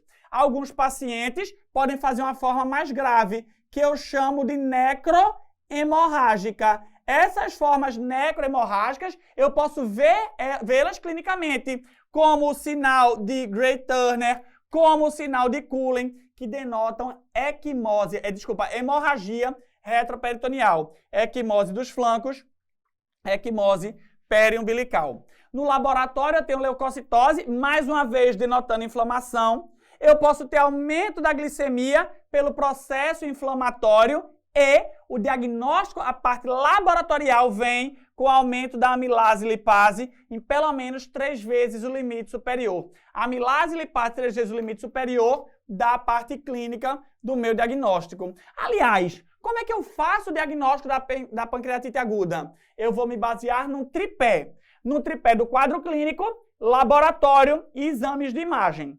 Toda vez que eu tiver 2 desses 3 componentes presentes, eu digo que meu paciente é portador de uma pancreatite aguda. Então, clínica, dor abdominal em barra, em faixa irradiada com vômitos de repetição. Laboratório, aumento 3 vezes o limite superior à normalidade da amilase da lipase. E exame de imagem, tomografia ou ultrassom. A ultrassom ela serve muito mais para confirmar o diagnóstico etiológico, a colelitíase, do que de fato para avaliar o pâncreas. O grande exame de imagem é a tomo, mas olha, a tomo ela não deve ser feita numa fase tão precoce, porque ela pode ser um falso negativo. Então segura ali um pouquinho, 48, 72 horas para tomografar o teu paciente e a gente poder fazer o melhor estadiamento tomográfico da doença. Complicação da pancreatite. A principal complicação é a coleção fluida e o pseudocisto, que acontece em 15% dos pacientes. Imagina o seguinte, você tem aquele pâncreas inflamado, um processo inflamatório retroperitoneal. Você tem a deposição de linfa e de enzimas pancreáticas. Essa linfa, ela vai ser absorvida. Se ela não for absorvida no retroperitônio, ela forma o que eu chamo de coleção fluida. Se essa coleção fluida não for reabsorvida em 4 a 6 semanas, aí a gente tem a formação do pseudocisto. O pseudocisto é uma estrutura normalmente retroperitoneal, mas pode ser intraabdominal. E é uma coleção de secreção pancreática. Eu sei que o paciente está fazendo pseudocisto porque ele tem aumento de amilase e lipase, ele volta a ter dor e essa massa pode gerar desconforto abdominal. É aqui, numa fase tardia, que eu penso que o paciente é portador de um pseudocisto. O tratamento, quando sintomático, eu tenho que derivar. Eu tenho que fazer derivações internas ou drenagens para solucionar essa complicação do paciente. E como é que eu trato? Na forma leve, dieta zero, analgesia e hidratação. Nas formas graves, tratamento de suporte, droga vasoativa, intubação, vá apagando o fogo. Antibiótico, não! Eu estou falando o tempo inteiro que antibiótico não, porque eu não tenho infecção. Então, quando é que eu uso antibiótico? Quando eu tenho necrose infectada, isso é uma complicação mais tardia. Avaliar suporte nutricional e pensa comigo. Eu te disse que a principal etiologia é a litíase biliar. O meu paciente tem uma vesícula ali jogando cálculo na via biliar. Eu preciso fazer a colestectomia tão logo o processo inflamatório esteja resolvido. 55 anos, masculino, ferreiro, alcoólatra, segunda principal etiologia, foi admitido no PA com dor abdominal em faixa, olha que ele diz mesmo, em faixa, iniciada 5 dias da internação. Amilase e lipase mais de 3 vezes o valor da normalidade. O que é isso? Isso é SOP. Claro que não. Isso é pancreatite aguda. Quadro clínico e laboratório já fecharam. Os exames atuais mostram uma situação semelhante, ou seja, tem 20 dias. Ele teve aquele quadro e agora tem 20 dias que começou. Foi feita a tomografia, que está aqui. Olha, eu não sei nada de tomografia, mas aqui eu estou vendo que tem uma maçaroca retroperitoneal na topografia do pâncreas. Aqui eu tenho o rim esquerdo, aqui eu tenho o fígado, tá? E é isso que a gente consegue ver nesse paciente por enquanto. Então, uma grande maçaroca nesta topografia. Apresenta pseudocisto pancreático, considerando os achados tomográficos e a elevação persistente da amilasemia. O que é que eu tenho para falar para vocês? O diagnóstico de pseudocisto ele precisa ser dado 4 a 6 semanas após o diagnóstico inicial da pancreatite. Aqui o critério temporal não ajuda muito, mas a imagem é compatível e a clínica também. Vamos ficar então aí como resposta. Deve ser submetido a uma CPR para orientar a drenagem endoscópica? Não. Olha para cá, pessoal, eu tenho estômago e eu tenho o meu pseudocisto. Eu não vou fazer uma CPR não, que é cheio de complicação. Eu vou fazer a derivação do cisto para o estômago através de endoscopia simples. Deve ser operado nos próximos 10 dias? Não. Eu vou derivar e não operar. Deve ser submetido a uma ressonância, etc, etc? Não. De fato, só me incomoda aí o tempo, que por definição, 4 a 6 semanas, ele está no limite ali ainda de 3 semanas apenas, mas não brigue com questão. Obstrução intestinal, tenta resolver e eu volto já para a gente discutir ela junto. Vou dar mais uma vez o caminho das pedras. vai olhar o enunciado e vai conseguir matar a questão.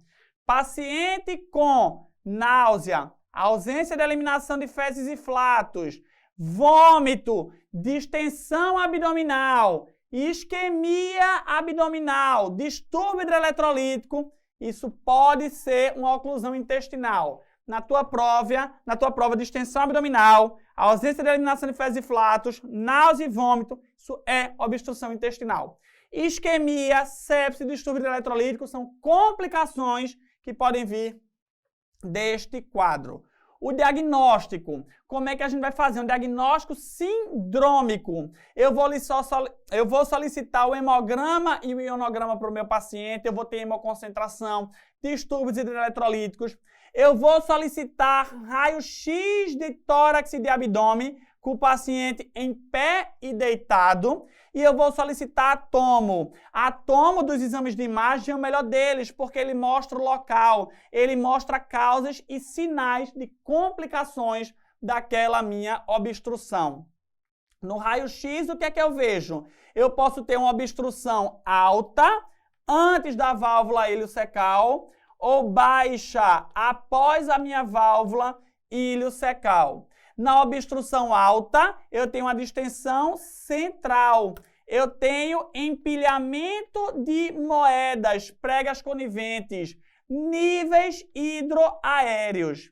Já na obstrução baixa, eu tenho a presença das austrações colônicas e uma distensão mais periférica naquele meu abdômen. Possíveis causas. Quais são as causas mais comuns aqui que a prova vai cobrar para a gente? Aderência e volvo. Aderência é a principal causa de obstrução e a principal causa de obstrução intestinal alta. Pessoal, e por que eu tenho aderência? Por causa de cirurgia prévia, normalmente. As cirurgias laparotômicas normalmente fazem mais que as laparoscópicas, mas qualquer paciente em pós-operatório pode desenvolver uma brida. A complicação mais temida é uma oclusão total, é a parada total do trato gastrointestinal. E a clínica do paciente com aderência é um paciente com pós-operatório e um quadro de obstrução, ausência de eliminação de fezes e flatos, distensão, náusea e vômito. O tratamento pode ser clínico, dieta zero, sonda nasogástrica, correção de distúrbios hidroeletrolíticos, mas caso não haja melhora ou o paciente tenha sinais de complicação, aí a gente parte para o tratamento operatório. Volvo. Volvo é a torção sobre o próprio eixo de um intestino. A principal localização é o sigmoide, seguido da topografia cecal. A clínica, óbvio, é uma clínica de obstrução em alça fechada e o diagnóstico é dado através do exame de imagem. O que é que eu vejo aqui nessa radiografia? Austrações colônicas, sinal do U invertido, do grão de café e uma obstrução em região colônica. O tratamento é desfazer a torção e evitar recidivas. No volvo de sigmoide, caso não haja isquemia, eu posso desfazer a torção com colonoscopia, seguido da reto-sigmoidectomia. E no volvo de seco, não posso colonoscopar e aí sobra apenas a cirurgia para resolver a bronca do nosso paciente. Uma pseudo-obstrução que pode cair na prova é a pseudo-obstrução dos cólons, síndrome de Ogilvie. A clínica, ela é clássica, mas ela acontece normalmente no paciente mais idoso, internado, normalmente na unidade de terapia intensiva. Este é o paciente clássico da síndrome de Ogilvie. Eu tenho distensão predominantemente colônica, olha aqui as austrações, uma obstrução colônica, e o tratamento clínico é com a neostigmina, é um anticolinesterásico que regula aí o trato gastrointestinal. Vamos então responder a questão. A questão trazia um paciente do sexo masculino, 38 anos, atendido na UPA, com dor e distensão abdominal, parada de eliminação de fezes e flatos, náusea e hiporexia. Você está vendo que o PSU, ele ama a clínica do paciente. As últimas questões todas da gente, eu estou te mostrando que a clínica é muito clássica. PSU não vai fazer sexo dos anjos. ele vai ser objetivo.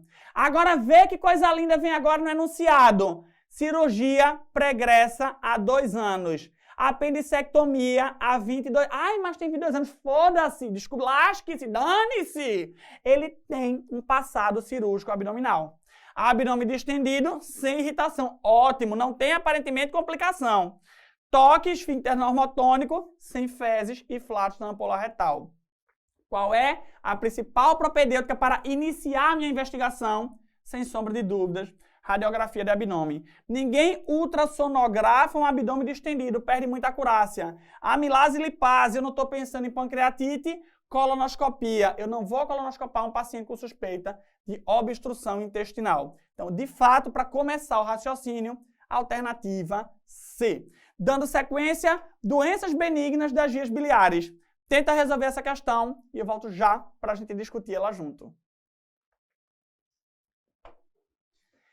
Doença das vias biliares. A gente tem aí um grande arsenal de exames que a gente pode lançar mão para investigar as nossas patologias das vias biliares. Normalmente, o primeiro método que eu começo é com a ultrassom de abdômen. A ultrassom de abdômen ela é barata, acessível e tem uma elevada acurácia. Ela avalia muito bem a colelitíase e a vesícula biliar e mostra também dilatação de vias biliares. A CPR, a colangiopancreatografia endoscópica retrógrada, é o padrão ouro para a avaliação das vias biliares. Entretanto, é um método com muito risco de complicações. A tomografia que fica reservada para neoplasias e complicações como abscesso. A colangiorressonância, ela é excelente para a avaliação da anatomia. Ela usa a bile como próprio meio de contraste, mas ela não permite terapêutica, diferente da CPR.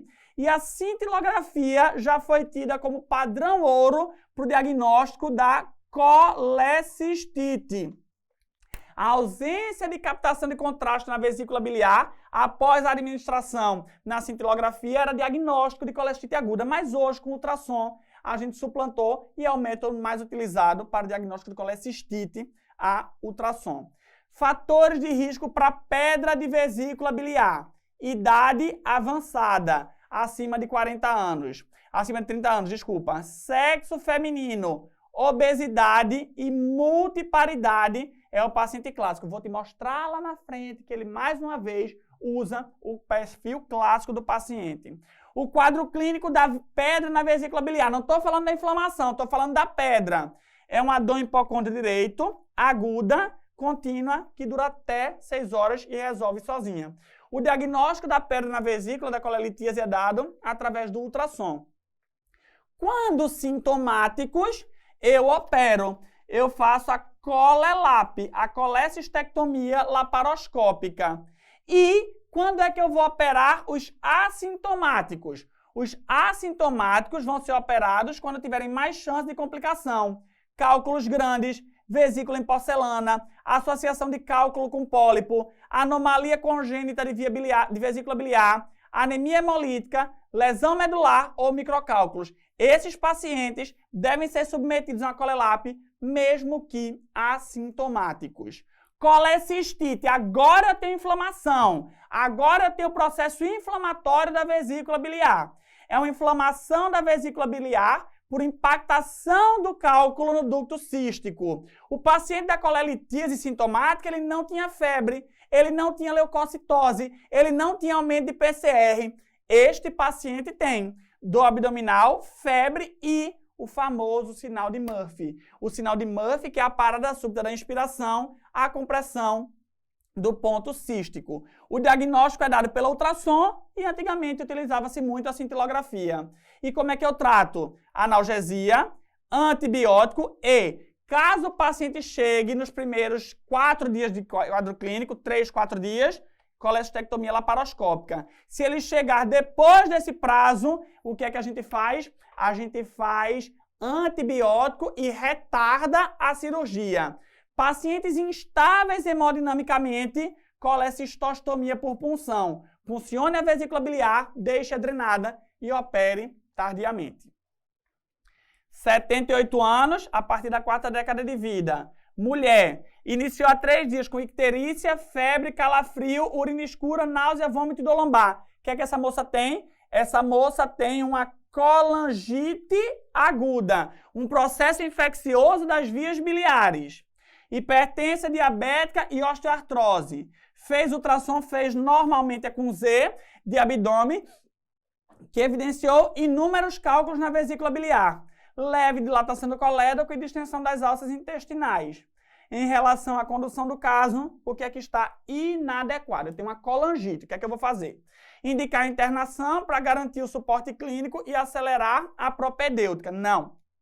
Minha paciente tem um quadro de colangite, eu preciso de antibiótico. Ela não precisa de derivação imediata, porque ela não está instável. Desculpa, ela não tem rebaixamento do nível de consciência. Avaliação laboratorial completa, incluindo glicemia, iono, função renal, hepática, amilase, lipase, hemograma e exame de urina de rotina. Não. Vejam aqui agora, por se tratar de uma paciente diabética, indicar imediatamente antibiótico e reavaliar a paciente após a melhora do quadro infeccioso. Sim, para avaliar se eu preciso ou não fazer uma CPR e drenar a via biliar de urgência. Solicitar tomo de abdômen para melhor avaliação das vias biliares do pâncreas? Não. Eu te disse que a tomo não é boa. A tomo vai ser boa para neoplasia e abscessos. De fato, melhor resposta para a questão, alternativa C. Dando sequência, vamos falar sobre dispepsia. Tenta resolver essa questão super recente e a gente volta já para discutir ela junto.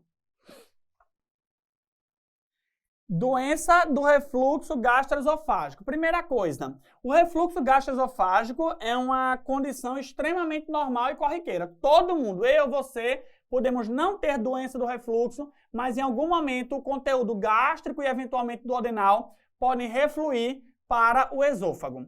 Acontece que, em alguns pacientes, este refluxo gastroesofágico torna-se patológico, porque a região do cárdia, o esfíncter esofagiano inferior, ele começa a apresentar relaxamentos transitórios e frequentes e ele tem uma diminuição da pressão basal. Nessas situações, este conteúdo gástrico duodenal, ele reflui com mais frequência, causando um quadro clínico clássico de pirose e regurgitação, ou seja, azia, queimou retroesternal e regurgitação, e também sintomas atípicos. É importante eu saber que os sintomas típicos, pirose e regurgitação, existem, mas eu também tenho os sintomas atípicos, como dor torácica, rouquidão, pigarro, tosse seca, alteração no esmalte dentário.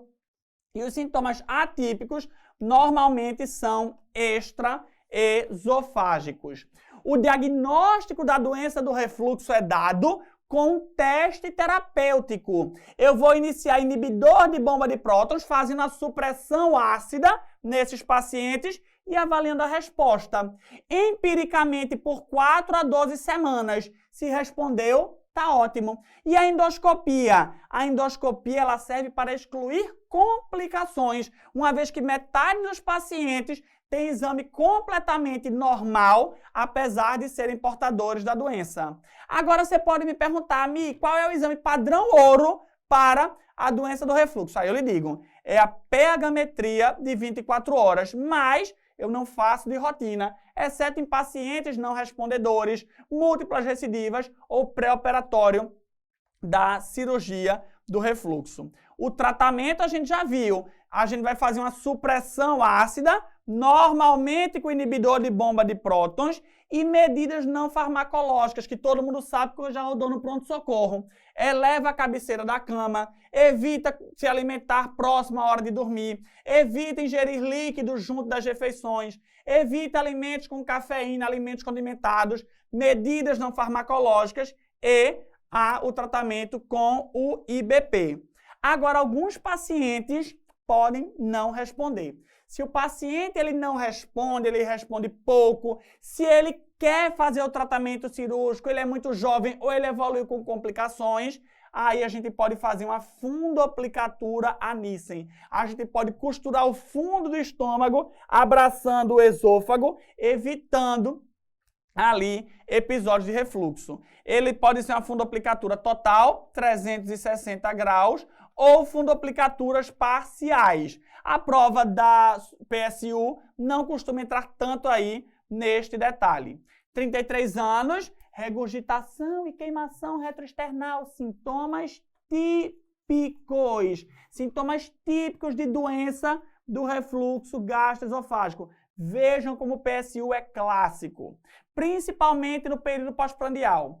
Os sintomas se iniciaram há algumas semanas e têm se intensificado. Não fuma, relata consumo de bebida alcoólica em pequena quantidade. Os pais e irmãos são saudáveis. Exame físico não tem anormalidade. Recebeu orientações comportamentais e ele pergunta a alternativa à conduta mais adequada. Fazer endoscopia digestiva? Não! A endoscopia é para paciente de risco, é para paciente mais velho, é para paciente não respondedor. Não tem nenhum fator de risco.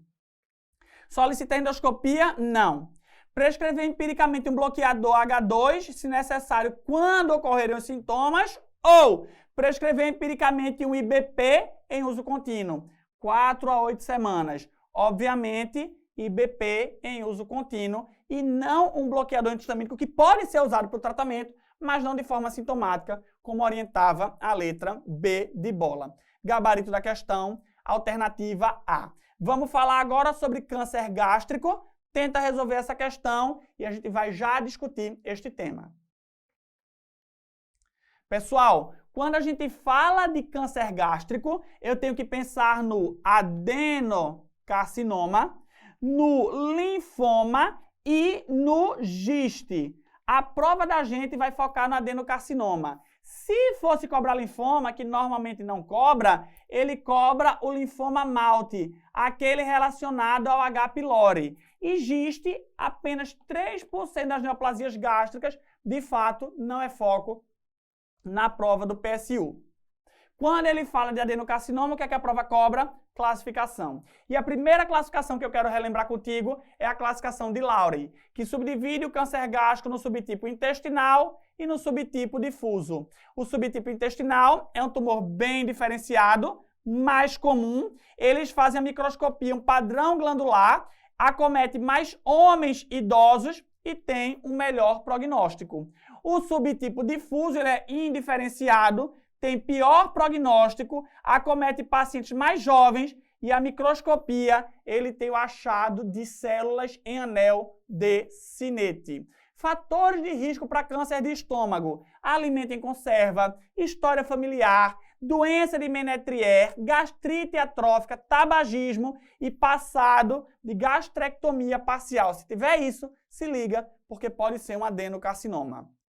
Mais uma classificação. Classificação endoscópica de Borman. Subtipo 1, tumor polipoide. Subtipo 2, tumor ulcerado com bordos elevados. Subtipo 3, tumor úlcero infiltrativo. E subtipo 4, tumor infiltrativo difuso. A clínica vai desde pacientes assintomáticos a pacientes com grandes perdas de peso, com dispepsia, disfagia, sangramento do trato gastrointestinal e eu posso achar no exame físico ali a presença de uma lesão maior, mais volumosa, como o linfonodo de Virchow, que é um linfonodo supraclavicular, como a prateleira de Blammer, você faz o toque retal e você vê a metástase peritoneal daquela neoplasia, como o linfonodo da irmã Maria José, um linfonodo periumbilical, ou mesmo o tumor de Krukenberg. É uma disseminação celômica. Uma célula do câncer gástrico caiu no peritônio, implantou-se no ovário e fez um grande desenvolvimento, uma grande massa tumoral. O diagnóstico é feito com endoscopia e biópsias e o tratamento é uma gastrectomia subtotal ou uma gastrectomia total. Tumores distais e bem diferenciados podem ser submetidos a uma gastrese subtotal. Tumores proximais ou mal diferenciados precisam ser submetidos a uma gastrectomia total. E vamos então resolver a questão. Mulher, 34 anos, mulher jovem. Mulher jovem, eu vou pensar em quê? Eu vou pensar no subtipo difuso de Lauren. Vem apresentando há 6 meses dor epigástrica, saciedade precoce e vômitos. Perdeu 7 quilos. Na endoscopia, estômago de parede espessada, não distensível. Isso aqui é o famoso Bormann 4. Tomografia com contraste oral e venoso, mostrou infiltração tumoral difusa da parede gástrica, ascite, espessamento peritoneal, queique aumental e uma massa ovariana à direita. O diagnóstico mais provável é câncer gástrico do tipo Bormann 1, não. O Bormann 1 é um tumor polipóide, aqui é um Bormann 4.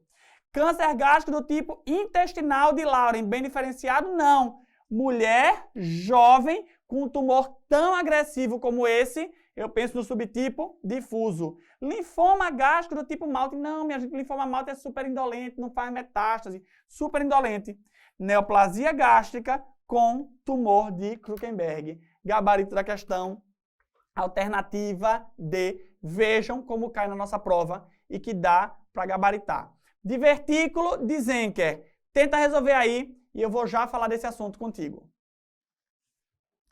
Pessoal, o divertículo de Zenker, eu preciso saber que ele é um pseudodivertículo. A primeira coisa, ele é um divertículo falso. Ele é um divertículo por pulsão. E por que um divertículo é verdadeiro ou falso? Ele é falso porque ele não tem todas as camadas ali herniadas. Ele só tem a mucosa e a submucosa herniada através da camada muscular. Herniada entre os músculos faringeu inferior e o cricofaríngeo. Faringeu inferior, cricofaríngeo. Eu tenho aqui o triângulo de Killian nesta topografia e é nesta topografia de fragilidade do cricofaríngeo e do faringeu inferior que a gente tem o aparecimento desta lesão. Ele é mais comum em homem idoso do lado esquerdo. Então, homem idoso com a lesão à massa cervical do lado esquerdo, que normalmente aumenta quando o paciente come, que tem halitose. Isso aqui pode ser um divertículo de Zenker. Olha aí a clínica, é uma clínica de disfagia, halitose e massa cervical.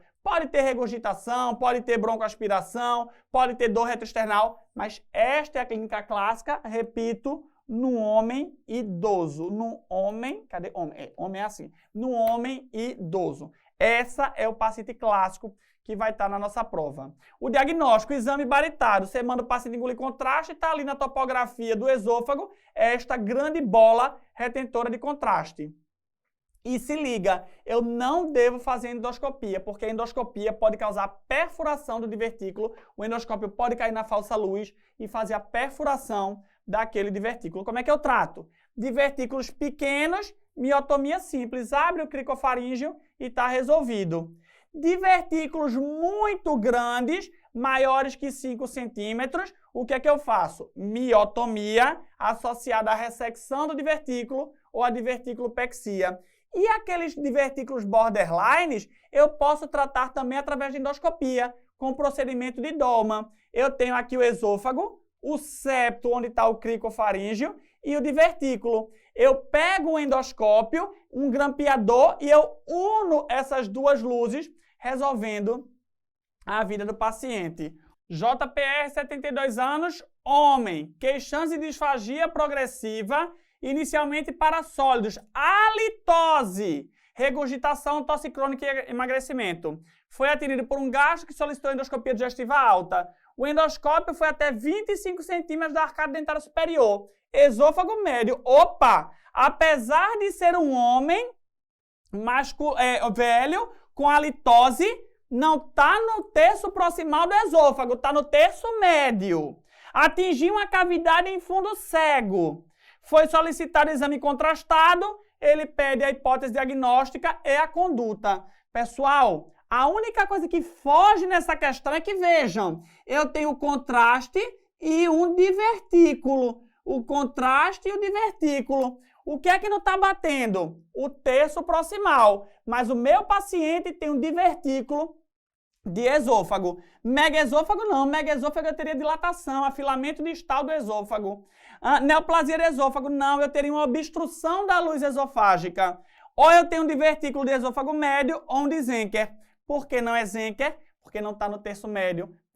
Não está no terço proximal, desculpa. Está no terço médio. O que é que eu vou fazer? Ressecção cirúrgica. Por quê? Porque ele tem queixas aí, né, de disfagia. Então, a única detalhe dessa questão, se liga, não é Zenker porque não é proximal. Mas o quadro clínico estava extremamente característico. Só cuidado aí com essa pegadinha. Doença inflamatória intestinal. Vê essa questão e a gente volta já para discutir ela junto. Doença inflamatória intestinal. Falou de doença inflamatória intestinal, pensou em Crohn, pensou em retocolite ulcerativa. São diarreias inflamatórias, ou seja, é um paciente com diarreia e perda de peso e febre e aumento de proteínas inflamatórias, calprotectina fecal, aumento de PCR, aumento... o paciente pode ter ali uma síndrome consuntiva, então é diarreia associada à inflamação. Esses pacientes eu vou conseguir ver bem direitinho quem é Crohn e retocolite, mas 20% dos pacientes vão ser portadores de uma colite indeterminada. Eu não consigo dizer se o paciente é Crohn ou se o paciente é retocolite. O que é que a gente precisa saber? É um quadro diarreico, mais um quadro inflamatório, uma história familiar importante, 2 picos etários de 15 aos 40, de 55 aos 80, então a diarreia inflamatória aqui nessa idade se liga, e fatores de risco, tabagismo, o principal deles, protege de retocolite, favorece doença de Crohn. Anticoncepcional oral, fator de risco para os dois, para Crohn e para retocolite, mas o mais cobrado em prova é o tabagismo. Características peculiares a cada um deles, porque 20% é indeterminado, mas a prova normalmente vai dizer se é um ou se é outro. Retocolite acomete o reto e os cólons, é uma doença contínua e ascendente. A principal topografia é o reto e o sigmoide e ela é restrita à mucosa. Macroscopicamente, ela faz o achado de pseudopólipos e microscopicamente eu tenho a criptite. Doença de Crohn, ela acomete da boca ao ânus e é intercalada. Principal topografia, lembra comigo, é o ilho terminal. Ela é transmural. Macroscopicamente, eu tenho achado de pedras em calçamento ou úlceras aftoides. E a microscopia, eu tenho granuloma não caseoso. Crohn não caseoso. Crohn não caseoso é patognomônico de doença de Crohn. Manifestações extraintestinais, já foi cobrado, pode cair de novo. Eu tenho a episclerite e a uveíte, são manifestações oculares. Manifestações cutâneas, eritema nodoso, é uma paniculite. Pioderma gangrenoso, uma úlcera cutânea que pode fazer infecção secundária. Manifestação hepática, colangite, esclerosante. Manifestação articular, espondilite anquilosante, artrites periféricas. Então, ela acomete várias partes ali do nosso corpo. Diagnóstico sorológico, ASCA, ANCA. ASCA sim Crohn, característico da doença de Crohn. ANCA não Crohn, se é não Crohn, é característico da retocolite ulcerativa. Um ASCA positivo, um ANCA negativo, eu penso em doença de Crohn. Um ASCA agora negativo e um ANCA positivo, eu penso em retocolite ulcerativa. Lance mão de vários métodos, biópsia, endoscopia, colonoscopia, sorologia e chegue ao melhor diagnóstico, sabendo que 20% dos pacientes não vão ter conclusão. Eu preciso induzir a remissão da doença, tirá-lo de atividade e mantê-lo em remissão. Para isso, eu lanço mão de corticoides, azatioprina, metotrexate, infliximab, derivados dos 5 ácidos, ácidos 5 aminosalicílicos, várias drogas podem ser usadas com esse fim. Sobre retocolite ulcerativa, ele pede a errada. A colectomia em paciente com retocolite geralmente não altera a progressão da doença hepática quando presente. A gente sabe que se a retocolite ela é restrita ao reto e aos cólons, se eu fizer uma proctocolectomia total, eu curo a doença, mas eu não altero a progressão da doença hepática. Eu resolvo a parte colônica, mas não a parte hepática. O eritema nodoso é a mais responsiva das lesões extraintestinais e sua persistência geralmente indica controle inadequado de doença intestinal. Sim, normalmente, você começa o tratamento e de cara, ele melhora o eritema nodoso. O pioderma gangrenoso ocorre mais comumente na região pré-tibial, sim. Onde é que está o erro? Aqui, ó. Episclerite e uveíte devem ser tratadas precocemente devido ao risco iminente de cegueira. Não. Apesar de serem doenças relacionadas aí à doença inflamatória, normalmente elas respondem bem ao tratamento e elas não têm um potencial grande de causar cegueira. Mais um tema sangramento do trato gastrointestinal, e a gente vai discutir isso junto. Pessoal, definindo hemorragia digestiva. Eu preciso saber o que é hemorragia digestiva alta e uma hemorragia digestiva baixa. Você vai relembrar comigo que obstrução alta é acima da válvula iliocecal, baixa após a válvula iliocecal. E o sangramento alto é antes do ligamento de Treitz, a transição ali do duodeno com o jejuno. E a baixa é após o ângulo de Treitz, tudo bem? Após o ligamento suspensor do duodeno. Mais comum de todas, alta, 60%. E normalmente, não obrigatoriamente, normalmente se exterioriza com hematemeas e melena. A baixa, 40%. E normalmente, não obrigatoriamente, normalmente se exterioriza como enterorragia e hematoquesia. Abordagem clínica. Todo paciente que apresenta um sangramento, a conduta inicial é a mesma. ABC. Avaliação e manutenção de vias aéreas. Acesso venoso calibroso para corrigir volume e restaurar o choque, fazendo a avaliação do grau do choque igual a gente fez na parte de trauma. Primeiro exame a ser feito, obviamente, após a estabilização hemodinâmica, é a endoscopia digestiva alta. A gente faz ainda que a suspeita seja de hemorragia baixa e ela é diagnóstica e terapêutica. Colonoscopia. A maior parte da hemorragia digestiva baixa, depois do ângulo de Treitz, ela vem do colo, 95%, de onde eu imagino que a colonoscopia consegue ver a maioria quase absoluta desses sítios de sangramento. Ela, assim como a endoscopia, também é diagnóstica e terapêutica. Arteriografia. A arteriografia é um exame em que sangramentos a partir de meio a 1 ml por minuto conseguem positivar o exame. Ela é diagnóstica e terapêutica e há possibilidade de embolizações. Outro exame que pode ser feito também é a cintilografia. Só que a cintilografia com hemácias marcadas, ela não é tão disponível e ela é mais demorada. Diferente da arteriografia que permite embolização, a cintilografia ela não permite nenhum método de abordagem daquele sangramento e ela tem uma sensibilidade maior. Sangramentos menores já conseguem positivar este exame. Cápsula endoscópica. A cápsula endoscópica é muito boa para avaliar o delgado, mas não permite terapia, porque a endoscopia vê a parte ali até o duodeno. A colonoscopia vai ver do seco até o reto, ou seja, do duodeno até o ilho, a gente não consegue avaliar. Quem é que vê? A cápsula endoscópica que avalia esta topografia. Causas, hemorragia digestiva alta. Coloque aí, ó, UVLA. Úlcera, varize e laceração de malorivais. UVLA. Úlcera, varizes e laceração. A úlcera péptica, normalmente, que sangra é da parede posterior do duodeno, porque a da parede anterior, normalmente, ela perfura. E ela tem uma relação com a artéria gastroduodenal. A gente usa a classificação de Forrest para avaliar a taxa de ressangramento dessas úlceras. Ela pode ser 1A, 1B, 2A, 2B, 2C e 3. 1A é um sangramento arterial em jato, 1B é um sangramento em embabação, um sangramento venoso, 2A um vaso visível, 2B um coágulo aderido, 2C mancha de hematina e 3 é uma úlcera com fundo limpo. Guarda isso, porque é assim que vai estar na nossa prova. UVLA, varizes e laceração. Vamos para a terceira principal causa de hemorragia digestiva alta.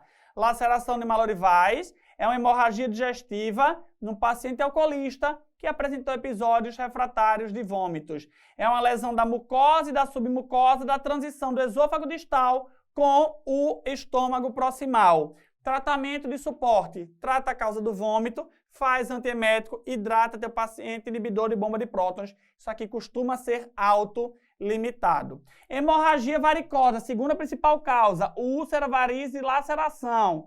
Normalmente são formas mais graves. Por quê? Porque são pacientes mais graves.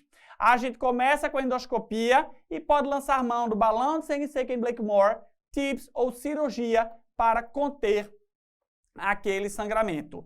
Causa de hemorragia digestiva baixa, aí é D.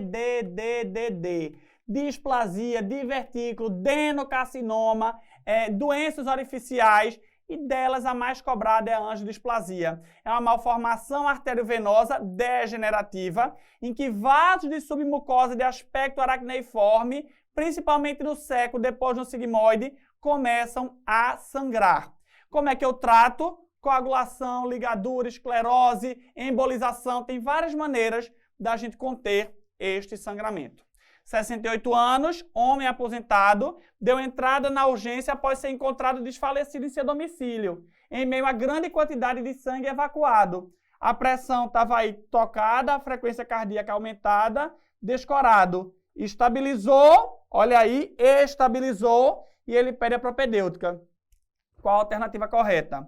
A colonoscopia tem vantagem sobre a arteriografia por ser potencialmente também terapêutica. Não, a arteriografia ela também é terapêutica.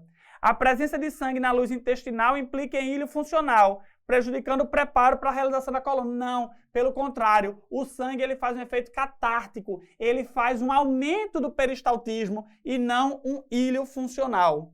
A angiografia esclarecedora necessita de pelo menos um sangramento de meio ml por minuto, eu te disse, e cintilografia tem o inconveniente de detectar somente sangramento arterial. Não, a cintila ela vê o sangramento arterial e também o sangramento venoso. Gabarito, letra C. Ai, meu Deus, a gente vai falar de hérnia? Vai, mas eu prometo que eu vou ser objetivo, até porque as questões não são difíceis, ok? Então, vê essa questão e a gente vai matar ela junto.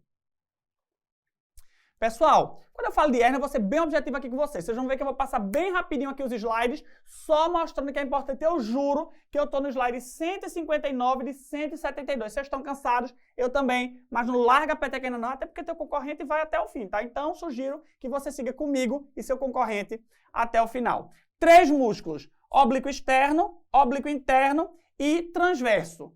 Do músculo oblíquo externo, eu tenho o ligamento de pulpar e o orifício inguinal externo. Do músculo oblíquo externo, eu preciso saber do ligamento de pulpar e do orifício inguinal externo. Do músculo oblíquo interno, o músculo oblíquo interno ele vai derivar o cremaster lá na bolsa escrotal. E o músculo transverso, eu preciso saber da fáscia transversalis e do orifício inguinal interno. A aponeurose do oblíquo interno e do músculo transverso vão se juntar, dando origem ao tendão conjunto. Então, a aponeurose do oblíquo interno e do transverso se juntam, dando origem ao tendão conjunto. Eu falei que o oblíquo externo tem orifício inguinal externo, que o músculo transverso tem orifício inguinal interno. Eles formam o canal inguinal. O canal inguinal, que começa no orifício inguinal interno e acaba no externo, é uma estrutura tridimensional que dá passagem ao funículo espermático e ao nervo ilioinguinal. O funículo espermático é envolto pelo músculo cremaster, oriundo do músculo oblíquo interno, e dentro dele eu tenho o ducto deferente, com artérias e veias deferenciais, plexo pampiniforme e o ramo genital do gênito femoral. Dentro do funículo espermático está o ramo genital do gênito femoral. Paralelo ao funículo espermático, o nervo ilioinguinal. Não confundam aí este detalhe. 3 ligamentos aqui. O ligamento inguinal, oriundo ali da aponeurose do músculo oblíquo externo. Abaixo dele, hérnia femoral. Acima dele, hérnia inguinal. Ligamento inguinal ou ligamento de pulpar, ligamento lacunar e ligamento de Cooper formam esta região aqui, onde aparecem as hérnias femorais. Pessoal, triângulo de Hesselbach, ou triângulo das hérnias inguinais diretas. Ele é formado pelo ligamento inguinal, pela borda lateral do reto abdominal e pelos vasos epigástricos inferiores. O triângulo de Hesselbach, diretamente sobre ele, incidem-se as hérnias diretas. Então, pessoal, eu tenho a hérnia direta, que incide diretamente no triângulo de Hesselbach, e a hérnia inguinal indireta. A indireta vem pelo canal inguinal, pelo orifício inguinal interno. E veja, eu posso dizer que a hérnia inguinal é direta ou indireta de acordo com os vasos epigástricos inferiores. Quando eles são laterais aos vasos epigástricos inferiores, são hérnias indiretas. Quando eles são mediais, são hérnias diretas. E aí vem o mnemônico. M de medial aos vasos epigástricos, D de direta. Lembra de M de Anderson, Cancer Center, para você garantir isso aí na sua prova. Voltando aqui, a hérnia indireta Ela é a hérnia da infância. Ela vem pelo orifício inguinal interno e ela é a que mais encacera entre a direta e a indireta. A hérnia direta é uma hérnia adquirida, é uma hérnia do esforço e é uma hérnia que vem no triângulo de Hesselbach. Classificação de Nihus para as hérnias, tipo 1, 2, 3 e 4. Tipo 1 é uma hérnia inguinal indireta, quando é um inguinal interno normal, é a hérnia da infância. Tipo 2 é ter dilatação do anel inguinal interno, ou seja, a hérnia dilatou mais que 2 centímetros. Na tipo 3 eu tenho destruição da parede posterior, A direta, B indireta, C crural, femoral, D mista. E tipo 4 é qualquer hérnia recidivada. O tratamento das hérnias é feito através da técnica de Liechtenstein, ou então das técnicas laparoscópicas. O mais importante é a gente colocar uma tela de prolene, uma técnica tension-free, para evitar as recidivas. 28 anos, homem mecânico, dor e abaulamento intermitente na região inguinal direita, com início súbito a 2 meses, quando fazia um esforço. Em relação ao diagnóstico, qual a alternativa correta? A palpação de um ânulo inguinal externo permeável confirma o diagnóstico de hérnia direta. Não, se o anel inguinal externo está permeável, não diz nada. O que me diz alguma coisa é o anel inguinal interno. No anel inguinal interno, estão as hérnias inguinais indiretas. Letra A está toda errada. É importante a verificação se houve migração para a bolsa escrotal, o que confirmaria o tipo indireta. Não, a indireta ela vem pelo anel inguinal interno. Ela até pode ser íngno-escrotal, mas não preciso saber, como isso aqui está dizendo, a letra B.